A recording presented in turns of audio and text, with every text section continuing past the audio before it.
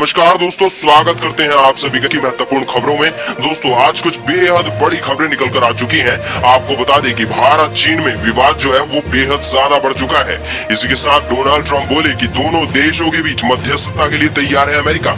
इसके बारे में पूरी जानकारी देंगे। खैर, आपसे पूछते हैं कि यहाँ पर भारत और चीन के बीच क्या कुछ हो सकता है, आप नीचे कमेंट कर सकते हैं। इसी के साथ जो अगली बेहद बड़ी खबर आप सभी को बता दें कि भारत चीन के तनाव में पाकिस्तान ने लगा दी है आग। आपको बताएंगे कि क्या कुछ यहाँ पर पाकिस्तान पीछे से चाल चल रहा है और क्या कुछ हमें यहाँ पर नुकसान झेलना पड़ सकता है। इसी के साथ आपको बता दें कि 11 शहरों पर फोकस, धार्मिक स्थलों, जिम में छूट, जी ऐसा हो सकता है लॉकडाउन 5। आपको पूरी डिटेल बताएंगे कि लॉकडाउन 5 में क्या कुछ आपको देखने को मिल सकता है। पूरी जानकारी निकल कर आ चुकी है। इसी के साथ यहाँ पर जो अगली बड़ी खबर आ रही है कि लू के थपेड़ों से जीना बेहद ज्यादा मुश्किल हो चुका है और अगले कुछ घंटों में यहाँ गरज और चमक के साथ हो सकती है बारिश। आपको पूरी जानकारी देने वाले हैं, डिटेल बताएंगे कौन सी जगहें हैं। इसी के साथ आपको बता दें कि कोरोना संकट के बीच मिजोरम में 168 चर्चों ने कह दिया है कि हमारे हॉल को बनाया जाए क्वारंटाइन सेंटर। आपके हिसाब से ये किस तरीके का आइडिया है? इसी के साथ आप सभी को बता दें कि सीबीएसई 10वीं और 12वीं एग्जाम के तहत सरकार ने कहा कि जो छात्र जहां है वहीं से एग्जाम देगा। खैर, अगर आपके घर में भी कोई भी बच्चा 10वीं या 12वीं एग्जाम देने वाला है, नीचे कमेंट कर सकते हैं। और इसी के साथ आप सभी को बता दें कि यूपी में 2.16 लाख बेरोजगारों को नौकरी यानी कि उन सभी को रोजगार देने का बेहद बड़ा प्लान बना दिया गया है। आपको बताएंगे वो क्या कुछ प्लान है और आपको किस प्रकार से जॉब मिलेगी। इसी के साथ आप सभी को बता दें कि आप घर बैठे व्हाट्सएप के जरिए कहीं से भी बुक कर सकते हैं रसोई गैस सिलेंडर। जी हाँ, ऑनलाइन होगा भुगतान। इसके लिए बेहद सिंपल स्टेप्स हैं। बेहद आसानी से आप व्हाट्सएप के माध्यम से गैस सिलेंडर को भी बुक कर सकेंगे। और इसी के साथ जो अगली बड़ी खबर की रास्ते में फंसे मजदूरों के खाने पीने और परिवहन की तत्काल मुफ्त व्यवस्था हो, सुप्रीम कोर्ट ने बेहद बड़ा फैसला किया है। इसी के साथ आपको बता दें कि हजारों लाखों यहाँ पर टिड्डी दल शहर में आया तो क्या कुछ हो जाएगा, आप सोच नहीं सकते हैं। और क्या आप जानते हैं कि पाकिस्तान से करीब 10 लाख टिड्डियों ने मचा दी है दहशत और हालात ज्यादा गंभीर होने के चलते राज्य सरकारें जुट गई हैं हालात को सुधारने में। इसी के साथ आप सभी को बता दें कि नक्शा विवाद में पीछे हट चुका है नेपाल। भारत के हिस्सों को नक्शे में दिखाने का प्रस्ताव वापस, इसके बारे में जानेंगे। और साथ ही में आपको बताएंगे कि प्याज ने रुला दिया है किसानों को, मंडी से खरीदार गायब हो चुके हैं। और आपको बता दें कि लागत भी निकालना बेहद ज्यादा मुश्किल हो चुका है। खैर, आप प्याज को किस भाव में खरीद रहे हैं, नीचे कमेंट कर सकते हैं। और इसी के साथ आपको बता दें कि आप भी यहाँ पर 1 लाख रुपए अपने बैंक अकाउंट में ले सकते हैं।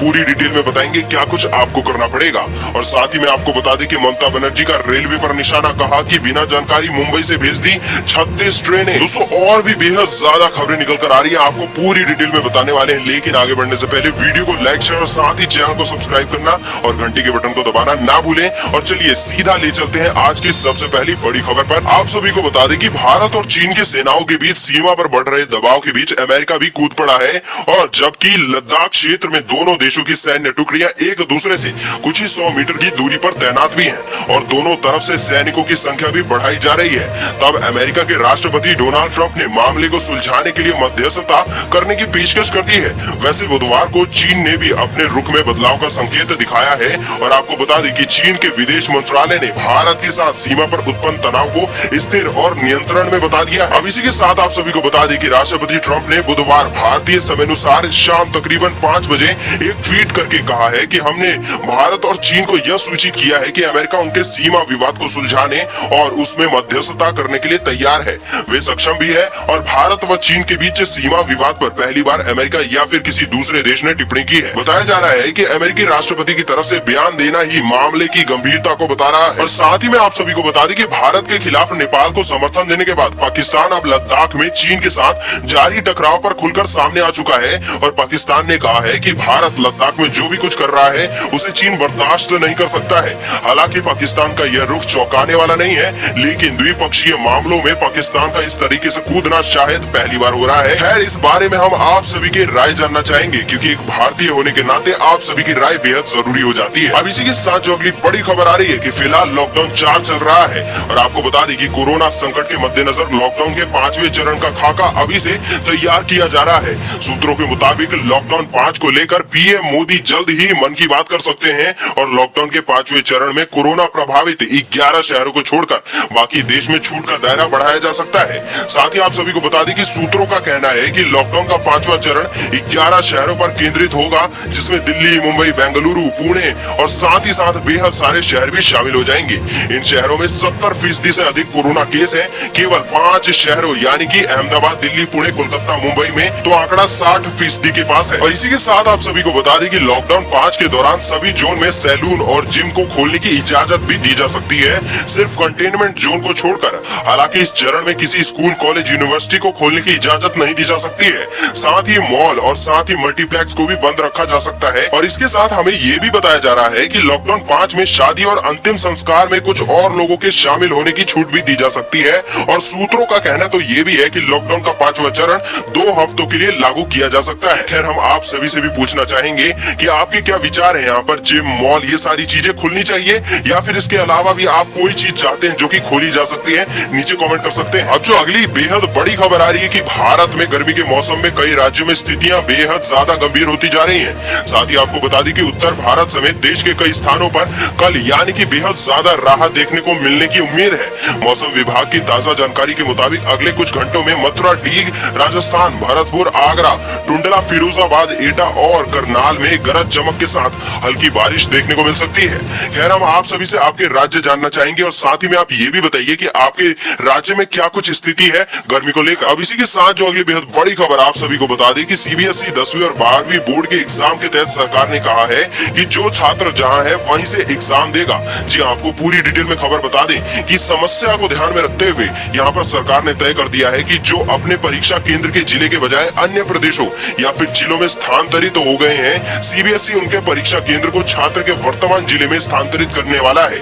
फिलहाल इस संबंध में सीबीएसई द्वारा जून 2020 के पहले सप्ताह में अधिसूचना जारी कर दी जाएगी।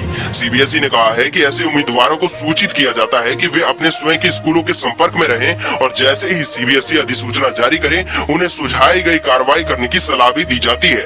आपको सभी को बता दें कि कक्षा 10वीं और 12वीं की परीक्षाएं 1 जुलाई से 15 जुलाई तक आयोजित कर दी जाएंगी। अब इसी के साथ जो अगली खबर आ रही है आप सभी को बता दें कि मिजोरम सरकार इन दिनों क्वारंटाइन सेंटर की कमी से जूझ रही है। क्वारंटाइन यहाँ पर जो सुविधाएं हैं उसमें अध्यक्ष एस्तर लाल कहती है कि मिजोरम में क्वारंटाइन सेंटर की कमी महसूस की जा रही है क्योंकि बड़ी संख्या में लोग देश के विभिन्न हिस्सों से राज्य में लौट रहे हैं। साथ ही उन्होंने ये भी कहा कि सरकार और चर्चों ने अब तक 14,358 लोगों को रखने के लिए 500 से अधिक क्वारंटाइन सेंटर स्थापित कर दिए हैं। राज्य सरकार को कम से कम 20,000 लोगों के लिए क्वारंटाइन सुविधा की आवश्यकता है। खैर, हम आप सभी से पूछते हैं कि चर्चों में क्वारंटाइन बनाने का सलाह किस प्रकार का है, आप इस बारे में क्या राय रखते हैं? अब इसी के साथ जो अगली बेहद बड़ी खबर निकल कर आ रही है आपको बता दें कि अब आपको रसोई गैस सिलेंडर की बुकिंग के लिए परेशान होने की जरूरत बिल्कुल भी नहीं है। अब आप व्हाट्सएप के जरिए कहीं से भी आसानी से रसोई गैस की सिलेंडर की बुकिंग कर सकते हैं। आप सभी को बता दें कि कोरोना संक्रमण काल में सोशल डिस्टेंसिंग को ध्यान में रखते हुए तमाम कंपनियां टेक्नोलॉजी का ज्यादा से ज्यादा और बेहतर इस्तेमाल कर रही हैं। इसी के मद्देनजर भारत पेट्रोलियम कॉर्पोरेशन लिमिटेड ने यहाँ पर इस सुविधा की शुरुआत भी कर दी है। आप सभी को बता दें कि देश की यह दूसरी सबसे बड़ी पेट्रोलियम वितरण कंपनी है। आपको बता दें कि कंपनी के 7.10 करोड़ एलपीजी ग्राहक हैं। तो चलिए अब आपको बताते हैं कि आप किस प्रकार से बुकिंग करवा सकते हैं। आपको बता दें कि कंपनी ने कहा है कि उसने सिलेंडर बुकिंग के लिए एक नया व्हाट्सएप बिजनेस चैनल की शुरुआत कर दी है और साथ ही साथ आपको बता दें कि बुकिंग आपको बीपीएल स्मार्ट लाइन नंबर यानी कि 1800-224344 पर करवानी होगी। आपको बता दें कि ग्राहक के कंपनी के पास पंजीकृत मोबाइल नंबर से ही आप बुकिंग को करवा सकते हैं।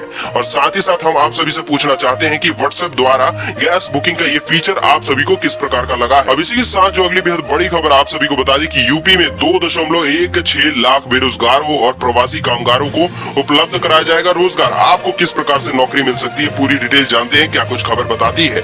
आपको बता दें कि राज्य सरकार प्रवासी कामगारों और बेरोजगारों को रोजगार के अवसर मुहैया कराने के लिए कई योजनाएं लेकर आ रही है। इसके तहत खादी एवं ग्रामोद्योग बोर्ड के जरिए राज्य में स्वरोजगार के अवसर सृजित करने तथा बेरोजगारों को स्वरोजगार से जोड़ने के लिए ग्रामीण विकास की विभिन्न योजनाओं पर बल भी दिया जा रहा है। इस कदम से प्रवासी कामगारों सहित बड़ी संख्या में लोगों को रोजगार के अवसर खुल जाया करेंगे। आप सभी को बता दें कि खादी बोर्ड ने इस क्रम में 12 योजनाओं और कार्यक्रमों की रूपरेखा भी तय कर दी है। प्रमुख सचिव खादी एवं ग्रामोद्योग के यहाँ पर जो डॉक्टर नवनीत सहगल उन्होंने बताया कि निर्धारित समय सारणी के तहत आगामी 1 से 7 महीने की अवधि में उन्होंने विभिन्न योजनाओं के तहत 1,45,000 से ज्यादा लोगों को रोजगार के अवसर और साथ ही साथ बहुत सारे लोगों को डायरेक्टली नौकरी देने का लक्ष्य रख दिया है। आपको बता दें कि उन्होंने कहा कि इसके लिए माटी कला और कार्यक्रम को भी और साथ ही साथ प्रभावी बनाने की व्यवस्था भी कर दी जाएगी। राज्य के 9 मंडलों में से 2700 माइक्रो माटी जगह कॉमन फैसिलिटी सेंटर स्थापित भी कर दिए जाएंगे। इनके संचालन से 10,000 से ज्यादा लोगों को रोजगार के अवसर मिल जाया करेंगे। सहगल ने बताया कि प्रधानमंत्री रोजगार सृजन कार्यक्रम के तहत 2572 इकाइयों की स्थापना से 20,000 से ज्यादा लोगों को रोजगार से जोड़ दिया जाएगा। खैर, हम आप सभी से भी पूछना चाहेंगे कि आप सभी को जैसे ही ये सारे अवसर दिखते हैं तो आप इन सारे अवसरों को जल्द से जल्द ले लें। आप किसी भी प्रकार से रोजगार से वंचित ना रह जाए। अब इसी के साथ जो अगली बेहद बड़ी खबर आप सभी को बता दें कि पाकिस्तान से आई करीब 10 लाख टिड्डियों ने बेहद ज्यादा दहशत मचा के रखी है। आप सभी को बता दें कि ये दहशत खत्म होने का नाम नहीं ले रही है और हालात बेहद ज्यादा गंभीर है और राज्य सरकारों को भी इसमें बेहद ज्यादा कड़ी मशक्कत करनी पड़ रही है। आपको पूरी डिटेल बता दें कि कोरोना काल की बड़ी मुसीबतों के बीच टिड्डी दलों का हमला भी किसानों के लिए मुसीबत बन रहा है। आपको बता दें कि टिड्डी दल किसानों की फसलों को पूरी तरीके से चट कर जाता है और मध्य प्रदेश से लेकर राजधानी तक ऐसी सूचनाएं आ रही हैं कि ये टिड्डी दल किसानों की फसलों को नुकसान पहुंचाने में जुटे हैं। आपको बता दें कि पिछले कुछ दिनों में राजस्थान के शहरी इलाकों में टिड्डियों के झुंड को देखा गया है, जो कि असामान्य है, यानी कि सोचकर और देखकर बेहद ज्यादा मुश्किल है ये उन सभी चीजों पर विश्वास करना। आपको बता दें कि शहरी इलाकों में अगर ये सारी चीजें आ जाती हैं, यानी कि टिड्डी दल पहुंचता है तो